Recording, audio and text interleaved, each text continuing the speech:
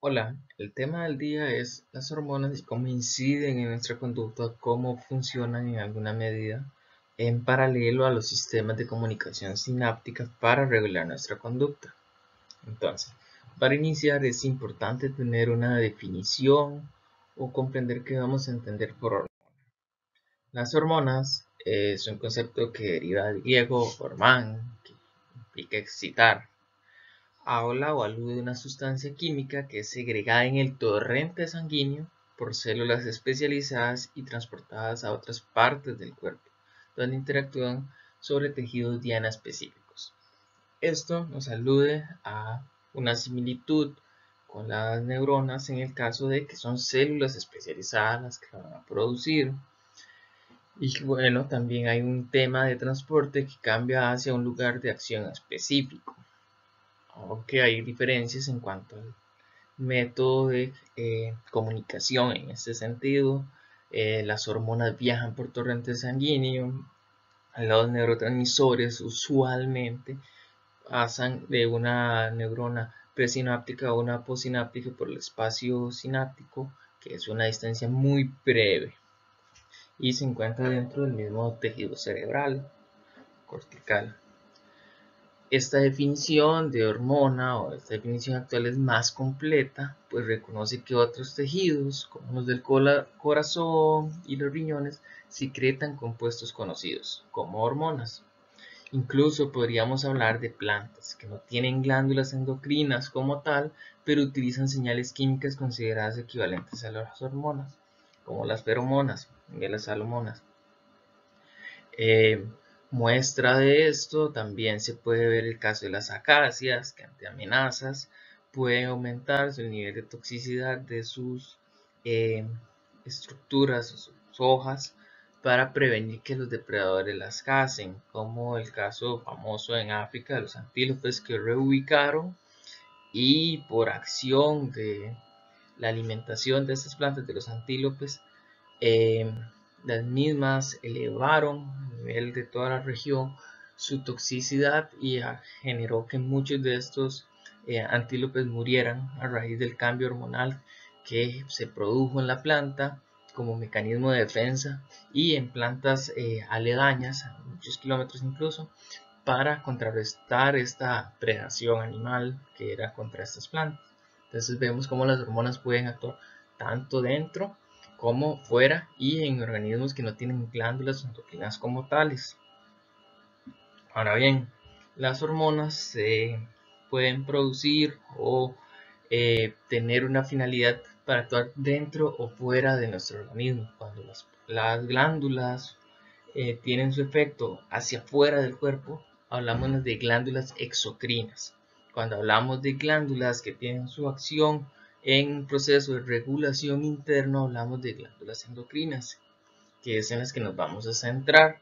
En glándulas exocrinas tenemos ejemplos como las glándulas sudoríparas o las de nuestros ojos para lo que sería el llanto, por ejemplo.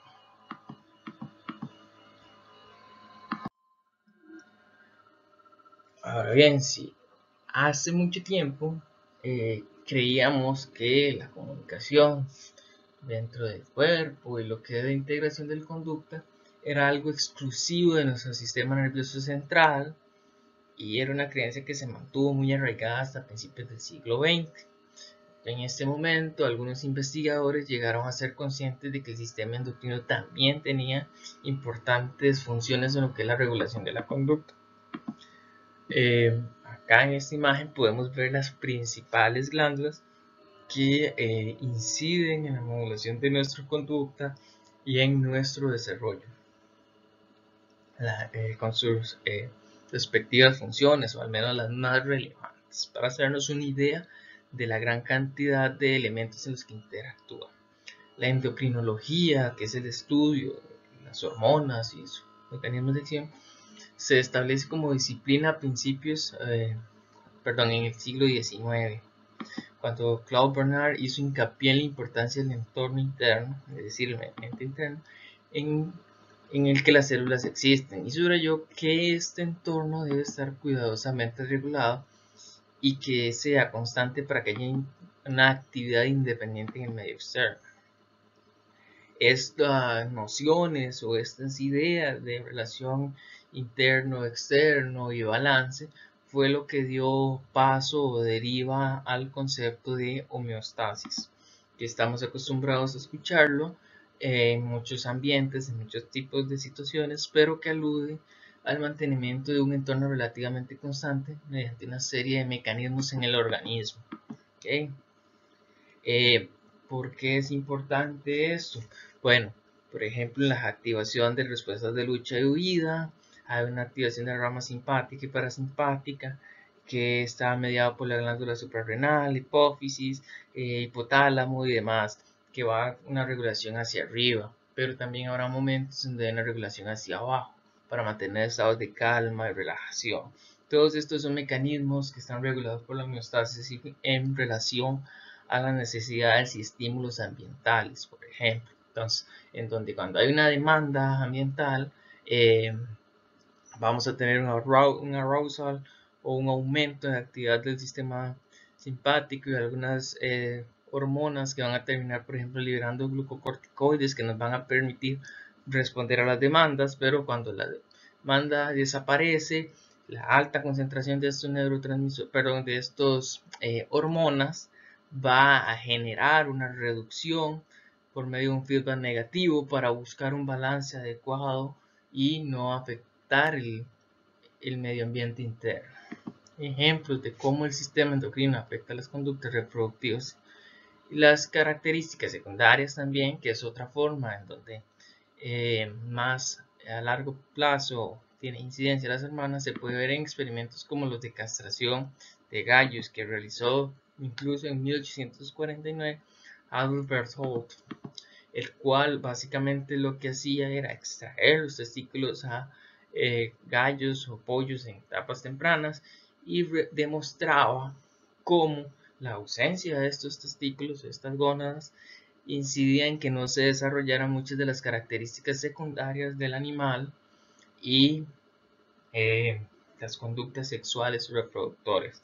Entonces esto nos alude a que las hormonas, tanto a corto plazo como en respuestas de lucha vida, como en elementos de desarrollo de características secundarias sexuales, tienen incidencia a corto y a largo plazo según su actuar.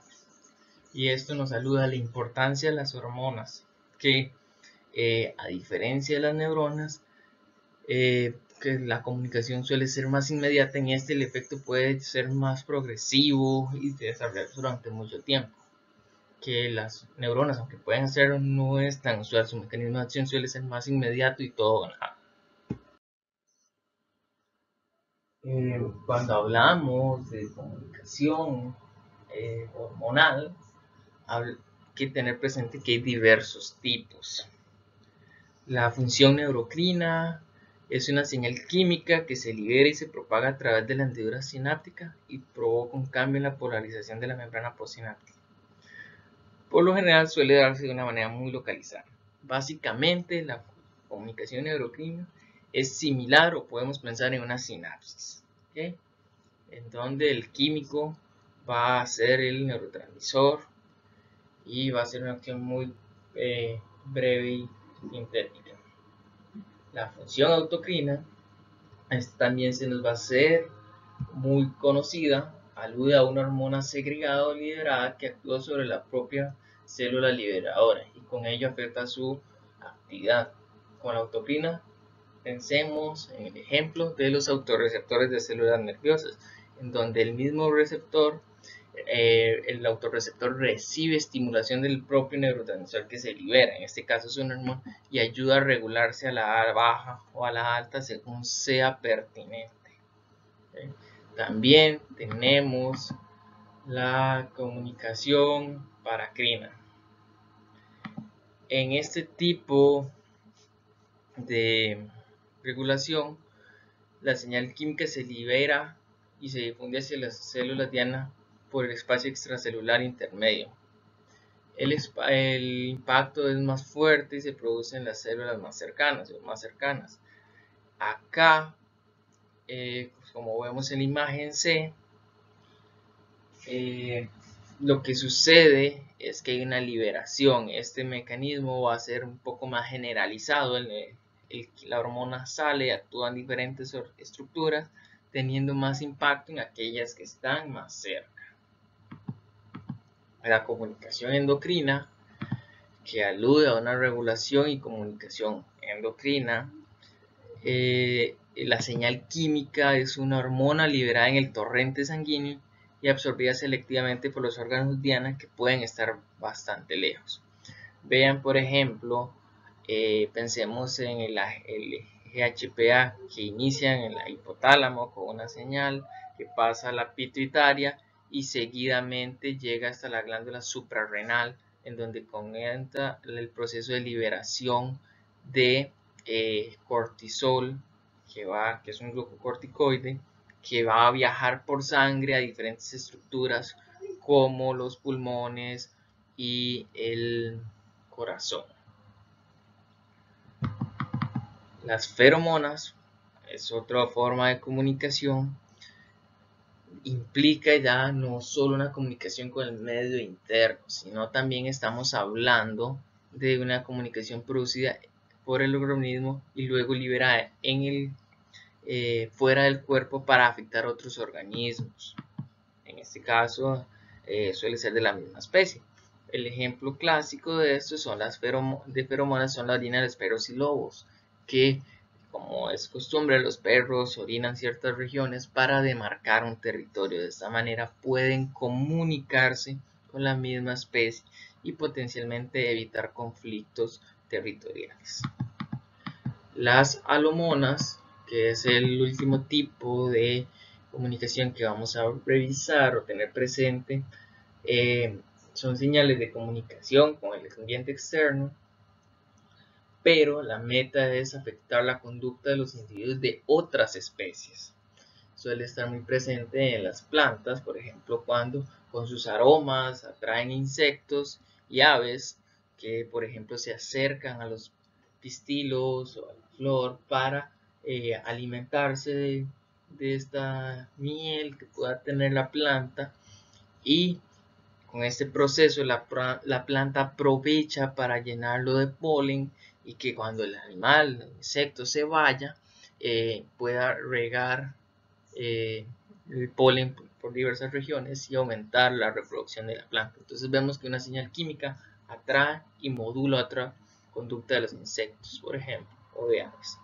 Estos son algunos de los tipos de comunicación que pueden darse por medio de hormonas, tanto medio ambiente interno como externo. Ahora bien, cuando hablamos de hormonas tenemos que tener presente algunos principios generales que las caracterizan, que nos ayudarán en alguna medida a distinguirlos de los procesos de comunicación sináptica o mediados por neurotransmisores. Un primer elemento es la acción gradual. Cuando hablamos de sinapsis y neurotransmisores a nivel de encéfalo, hablamos de que el potencial de acción desencadena una sinapsis que es una respuesta del todo o nada. En cambio, las hormonas funcionan de una manera gradual, que las concentraciones de hormonas tienen un efecto lineal y usualmente su efecto no es inmediato, va dándose de manera progresiva o sostenida a lo largo del tiempo. Las hormonas, segundo, alteran la intensidad o la probabilidad. ¿Cómo hace esto? Cuando las hormonas alteran la conducta, tienden a actuar cambiando la intensidad o la probabilidad de las respuestas provocadas o en las que media, no como en la sinapsis, que es una señal que podemos comparar con un interruptor, básicamente. Tercero, la relación entre conducta y hormonas es inequívocamente recíproca. Es decir, las hormonas cambian la conducta y la conducta también cambia los niveles o respuestas hormonales. Cuarto, cada hormona tiene múltiples efectos en diferentes tejidos, órganos y conductas. Y a la inversa, un único tipo de conducta o de cambio fisiológico puede estar afectado por muchas hormonas diferentes. Quinto, las hormonas se producen en pequeñas cantidades y suelen liberarse a ráfagas, que es el proceso de liberación más progresivo por tasas de disparo. Sexto, los niveles de las hormonas varían a lo largo del día.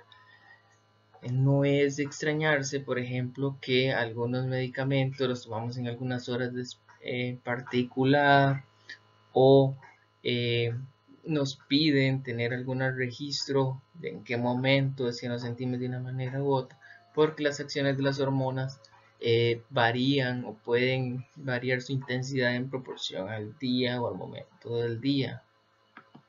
Por ejemplo, algunas hormonas empiezan a funcionar de manera temprana y otras un poco más tarde. 7. Afecta a los procesos metabólicos de la mayoría de las células, incluida la formación y la descomposición de los hidratos de carbono, lípidos y proteínas. Incluso muchas hormonas, especialmente las liposolubles, pueden entrar y modificar nuestro ADN y con esto cambiar de alguna medida el funcionamiento de nuestro organismo de manera sostenida a lo largo del tiempo. 8. Las hormonas interactúan. Una hormona puede modular a otra. Las estructuras de las hormonas suelen ser similares en los vertebrados, pero las funciones de las mismas pueden variar de una especie a otra. Es decir, que aunque podemos encontrar cortisol o algún otro tipo de hormona en otros vertebrados y que su estructura va a ser muy similar, su funcionamiento o su función no necesariamente va a ser la misma. Y por último, las hormonas pueden afectar solo células que poseen la proteína receptora que reconoce la hormona.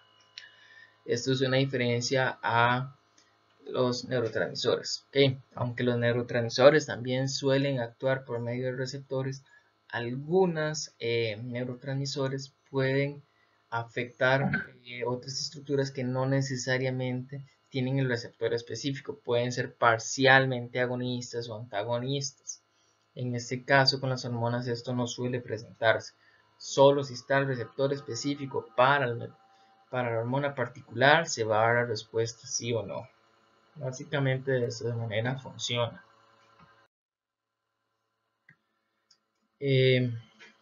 Okay. Como hablábamos de algunas diferencias, vamos a ver 4 en particulares entre la comunicación neural y la hormonal.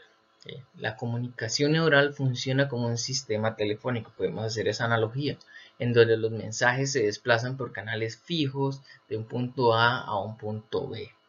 La comunicación hormonal, que es una comunicación que básicamente fluye por sangre, implica que la comunicación funciona más como una emisora de televisión. Muchos mensajes endocrinos se propagan por todo el cuerpo y a continuación pueden ser captados por aquellas células que tengan el receptor apropiado. Es decir, viaja de una manera global y solo aquellos que lo pueden captar van a verse mediados por ella. Otro es la velocidad. Cuando hablamos de mensajes neurales son rápidos y se miden en milisegundos. Hablamos de respuestas casi instantáneas en el procesamiento de información. En cambio, los mensajes hormonales son más lentos, se pueden medir en segundos o minutos, incluso cambios a lo largo del día en horas. Esto implica que cuando hablamos de comunicación neural, hablamos de una comunicación inmediata para generar cambios en el momento, y cuando hablamos de una comunicación hormonal suele estar mediada para una regulación o un cambio más sostenido a lo largo del tiempo, más duradero y progresivo. Ahora bien, la mayoría de los mensajes neurales están, podríamos decir, digitalizados, con una respuesta de todo o nada. ¿Okay? Ya la sinapsis se dio, no se dio. En cambio, los mensajes hormonales son analógicos, es decir, una respuesta gradual a la intensidad que es proporcional a la cantidad de hormona liberada. La comunicación neural y hormonal también difiere en lo referente al control voluntario. ¿Qué quiere decir esto? Mediante una orden no podemos aumentar o disminuir el output de una hormona o una respuesta mediada por el sistema endocrino. Pero podemos alzar voluntariamente el brazo, cerrar los párpados bajo el control neuromuscular. Este control voluntario podemos discutirlo y cuestionarlo un poco. ¿En qué sentido? Si bien es cierto, yo no puedo decirle la glándula suprarrenal libere cortisol o algún glucocorticoide que me sea de interés con solo pensarlo, como si puedo levantar el brazo, por medio de mecanismos de retroalimentación fisiológica y conocimientos sobre nuestro funcionamiento, podemos alterar algunas de estas respuestas, induciendo la baja en la liberación de respuestas, por ejemplo, bueno, pensemos en un ejemplo, respuesta de lucha de vida que es muy asociada a la ansiedad. Después, la parte de respuesta fisiológica que genera la ansiedad termina la liberación o está mediada por la liberación de glucocorticoides como el cortisol, que van a mediar en las respuestas de aumento de la tasa cardíaca y respiratoria, por ejemplo. Esto es una respuesta que es mediada por hormonas. Yo, por medio de entrenamiento en biofeedback, puedo tratar de reducir el estado de ansiedad de una manera relativamente voluntaria, que indirectamente estoy regulando una eje de comunicación hormonal como es el HPA. Entonces, no tengo un control voluntario como mover el brazo, por decirlo de alguna manera, pero sí puedo incidir de alguna manera también sobre la comunicación hormonal. Y estas son las importancias de conocer cómo funciona nuestro sistema nervioso, nuestros sistemas hormonales, cómo interactúan entre sí, para de esta manera nosotros poder mediar cómo o predecir cómo estas respuestas interactúan con el ambiente y cómo el ambiente los puede modular en alguna medida.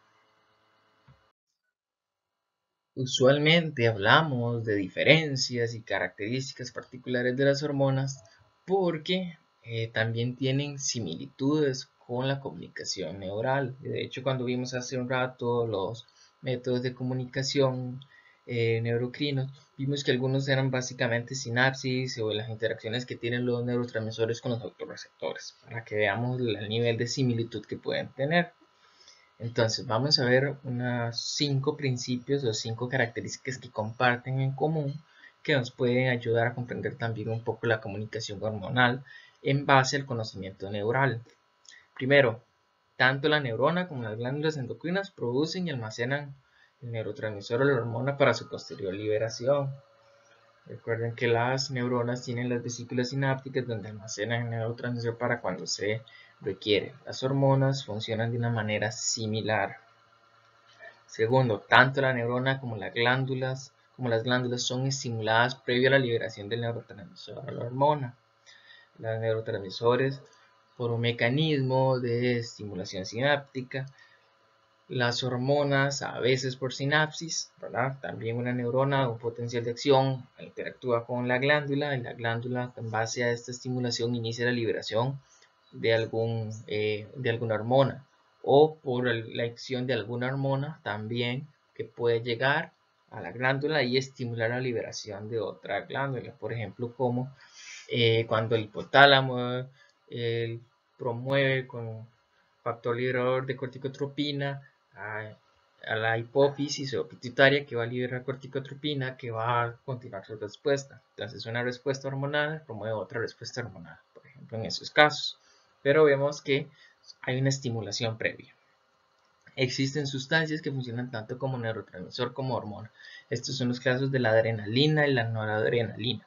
Muchas veces pensábamos que las hormonas y los neurotransmisores eran sustancias completamente diferentes, pero nos hemos dado que no son tan diferentes y que incluso algunos pueden funcionar de ambas maneras. Lo que va a cambiar es el lugar de acción y el mecanismo de acción con lo que interactúan o actúan en esas regiones. Cuarto, ambos necesitan un receptor apropiado en la célula para ejercer sus efectos. ¿Okay? Un receptor de GABA interactúa con GABA, al igual que un receptor de cortisol solo va a funcionar con receptor de cortisol.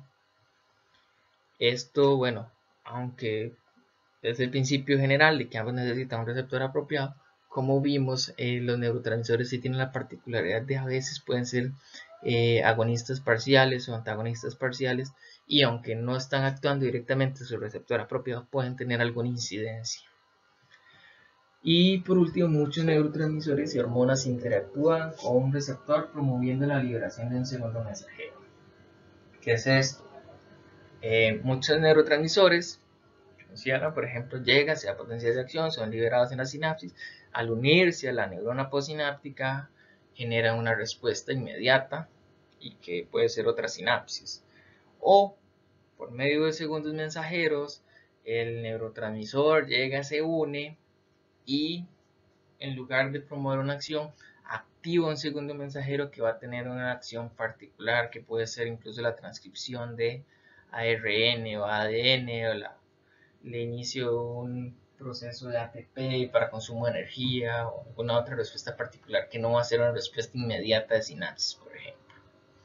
Esto tanto la hormona como los neurotransmisores lo hacen. Ahora bien, la especificidad de los efectos hormonales está determinado por la selectividad de los receptores. Solo unas cuantas células producen el receptor que reconoce y reacciona ante la hormona. Por eso es que, a pesar de las diferentes formas de comunicación que hay y la variabilidad a lo largo de nuestro cuerpo de células diana donde pueden actuar las hormonas, no siempre lo hacen de manera tan global como podría uno pensar. Entonces hablábamos de una comunicación sináptica que era básicamente por un potencial de acción, que era un punto muy localizado. También hablábamos de una comunicación endocrina, que es una señal molecular, ¿verdad? Por ejemplo, la cantidad de hormona, la concentración de la misma, puede señalar a una célula endocrina, una glándula, que libere más hormona o deje de liberarla, y esta hormona va a viajar por sangre, ¿verdad? Que ese es el punto de mayor particularidad de las hormonas, hacia un órgano diana y va a estimular una respuesta particular, que va a ser una respuesta que se puede localizar en diversas partes del cuerpo, ¿verdad?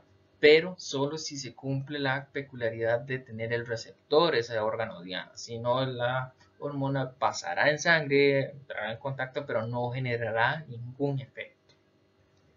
También hablábamos de la comunicación neuroendocrina, donde una neurona excita por medio de un potencial de acción una glándula que esta va a responder liberando la hormona en sangre. Entonces inicia con una respuesta eléctrica, pero terminamos con una respuesta química mediada por las hormonas. Y acá es lo que hablábamos también sobre los segundos mensajeros. En el caso de las hormonas hay que hacer una salvedad. Hay diversos tipos de hormonas. Hay hormonas proteicas, esteroideas, solubles en grasa, etc. Nos va a interesar dos, o vamos a prestarle atención a dos: las hormonas proteicas y las esteroideas. Las que hablamos como proteicas lo que hacen es muy similar a los mecanismos que ya estamos acostumbrados en comunicación sináptica. Se unen a un receptor, se activa un sistema de segundo mensajero que afecta a distintos procesos celulares, que puede ser desde comunicación, producción de energía, generación de ADN o modificación de la celular modificada. También tenemos las esteroideas, que estas suelen tener más incidencia en la célula o en el ADN de la célula. Al ser hormonas liposolubles, se difunden pasivamente al interior de la célula. Si vemos la imagen, vemos que las proteicas tienen que interactuar con un receptor. Las esteroideas pasan la barrera celular, la membrana celular, de manera pasiva sin necesidad de un receptor. Entonces, simplemente hay concentración de estas hormonas, ellas pueden entrar a la célula. Y en el caso de que esa célula tenga receptor de esteroides, podrá tener una incidencia sobre esta célula, sino simplemente pasará, saldrá y buscará otra célula que sí tenga el receptor apropiado a nivel interno. Dentro de la célula diana hay grandes moléculas receptoras, que es lo que les decía, y que estos son los que van a movilizar ahora sí la hormona dentro del núcleo celular y va a poder ligarse al ADN. Esto puede provocar un aumento o una reducción de algunos productos genéticos y puede en algunos casos generar modificaciones. Las hormonas esteroideas y esta posibilidad de pasar el ADN es lo que genera estas modificaciones que tenemos que tener cuidado en, por ejemplo, en situaciones de estrés crónico.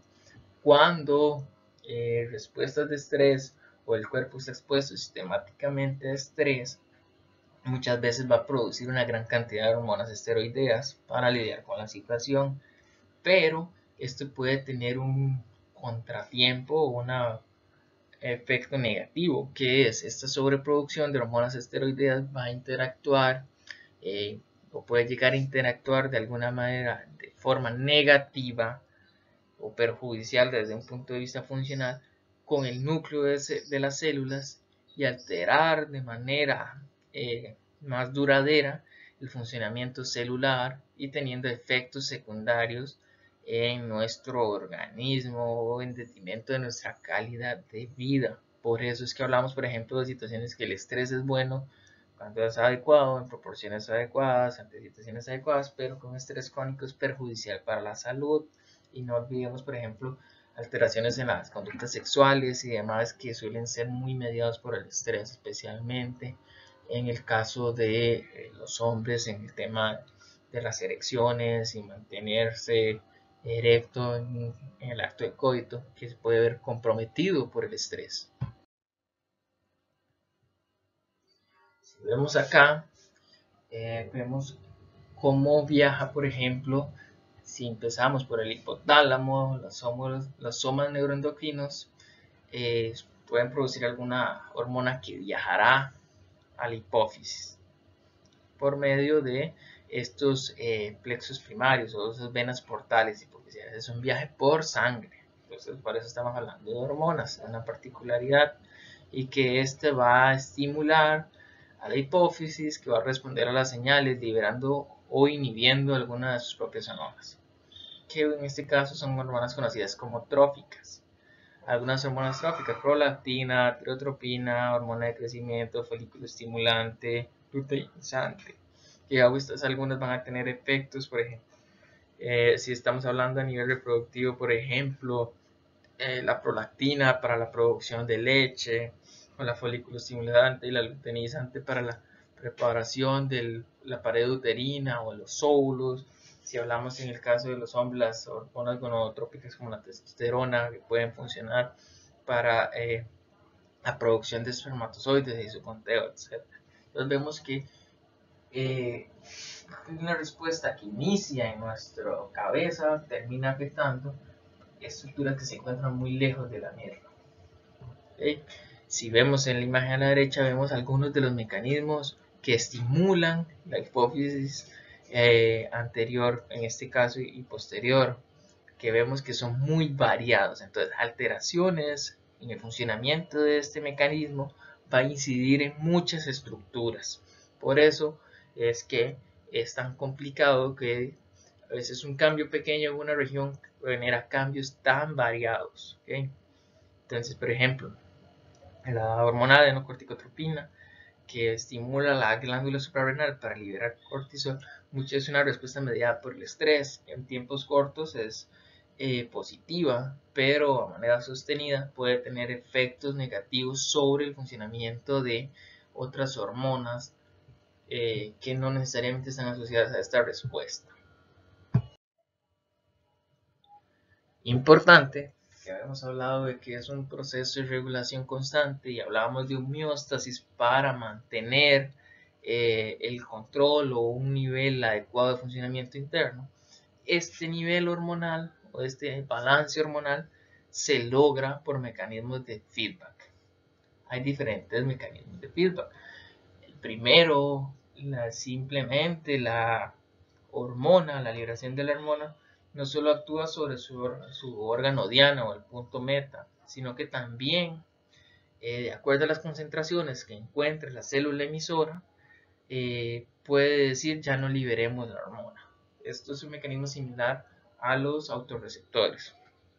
Una segunda forma es donde la célula endocrina interactúa sobre una célula diana o una estructura diana meta, y es la respuesta fisiológica que genera este órgano diana el que va a regular o generar un feedback negativo Por ejemplo, si ya liberamos un neurotransmisor que va a igualar la prolactina, por ejemplo la prolactina para la liberación materna de leche, si ya se liberó suficiente leche, la respuesta biológica, va a llegar un feedback que va a decir ya liberó suficiente leche, ya no envíe más prolactina a la órgano diana para que se libere más prolactina, ya se liberó suficiente, ya inhiba.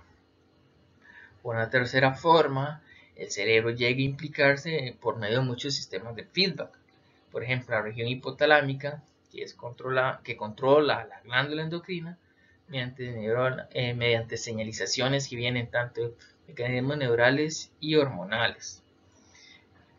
Entonces el órgano diana puede indicar al cerebro que inhiba estas acciones y también al hipotálamo, que es el que en una medida puede iniciar la respuesta hormonal de las estructuras como la hipófisis.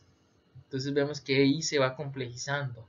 Entonces, aunque el hipotálamo le da la señal de producción a la célula endocrina, que podría ser la hipófisis, que la hipófisis señaliza, entonces que se aumente la liberación de cortisol en la célula diana, la respuesta biológica, que puede ser que ya se activó el aumento de la respiración, la tasa cardíaca, o ya aumentó la cantidad de azúcar en sangre, puede funcionar como un feedback que va a actuar o interactuar con el hipotálamo y las mismas células endocrinas, diciéndoles, ok, ya es suficiente, ya no estimulen. Entonces ya el hipotálamo y las células endocrinas van a decir, basta, ya no es necesario liberar más. Un mecanismo final puede ser aquellos que involucran tanto al hipotálamo, a la hipófisis anterior, así como la glándula endocrina como tal. La regulación puede afectar una gran variedad de recorridos y de hormonas. Entonces vemos cómo poco a poco se va complejizando y cada vez son más mecanismos, son mayor cantidad de mecanismos los que pueden interactuar si empezamos a ser más específicos acorde a la hormona. Entonces, vemos que es un mecanismo en donde hay constante feedback para aumento y reducción que va a alterar, o cualquier alteración en uno de estos u otro puede tener un impacto global en nuestro organismo. Veamos el mecanismo de la producción o la generación de recursos energéticos en nuestro cuerpo. Por ejemplo, cuando se hace una necesidad de recursos alimenticios, las células alfa de los islotes de Langerhans promueven la liberación de glucagón, la producción de glucagón. Entonces el hígado transforma el glucógeno en glucosa y esto es liberado al torrente sanguíneo. Cuando es liberado al torrente sanguíneo, se da un aumento en los niveles de azúcar en sangre. Cuando se da este aumento, llega a cierto nivel, entonces este aumento señaliza nuevamente en las células Langerhans para que ya no liberen glucagón y con esto pueda bajar los niveles de azúcar para mantenerlos en un nivel adecuado, que no se vayan muy arriba. Cuando hablamos, lo referimos a la insulina, es el caso de las células beta de los islotes de Langerhans, los que promueven la liberación de insulina. Las células diana, con este caso, que reciben la insulina, lo que van a hacer es reducción o van a promover la reducción de azúcar en sangre. Entonces el hígado lo que va a hacer es almacenar la glucosa en la sangre en forma de glucógeno y otras células aumentan el consumo de glucosa para gastar los recursos. Y este glucógeno puede almacenarse en proteínas y en grasa finalmente para su posterior uso. Pero este proceso lo que va a hacer es una reducción del nivel de azúcar en sangre. Y cuando se da una reducción lo suficientemente pertinente, es decir, cuando ya bajó los niveles de azúcar adecuados, lo que se llega es una estimulación a las células beta, los islotes de Langerhans, para que ya no liberen insulina. Ya no es necesario bajar más los niveles de azúcar. Ahora, si vemos la parte de abajo, vemos la interacción de estos modelos, de estos sistemas de células alfa y beta en lo que refiere a glucagón e insulina. Entonces vemos que si se va para un lado, a la derecha, más bien lo que queremos es que la insulina deje de funcionar porque ocupamos ya niveles muy bajos de azúcar, pero si se va hacia la izquierda, más bien decimos hay un aumento muy significativo de azúcar en sangre, más bien ocupamos reducir esos niveles de azúcar, y entonces es un proceso de regulación constante entre estos dos mecanismos, que cuando uno falla u otro es cuando hablamos que se nos sube el azúcar, se nos baja el azúcar, y es esta interacción recíproca y constante la que es importante para mantener nuestra adecuada salud.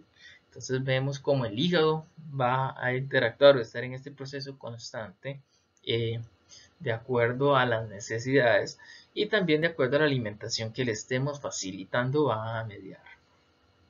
Creo que este es un ejemplo como que relativamente simple que nos permite ver cómo múltiples sistemas con hormonas diferentes interactúan entre sí para mantener un balance adecuado.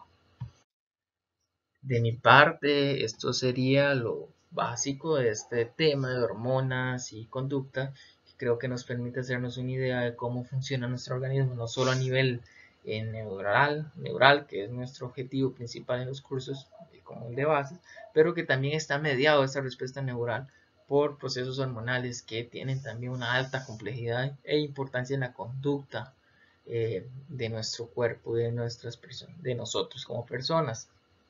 Les reitero, no olviden colocar sus dudas y comentarios en el foro y también les recuerdo que cuando consideren pertinente podemos coordinar sesiones por Zoom para aclarar dudas, hablar sobre algún tema en particular, ideas o lo que sea pertinente. El espacio está abierto para ustedes, no duden en aprovecharlo. Muchas gracias.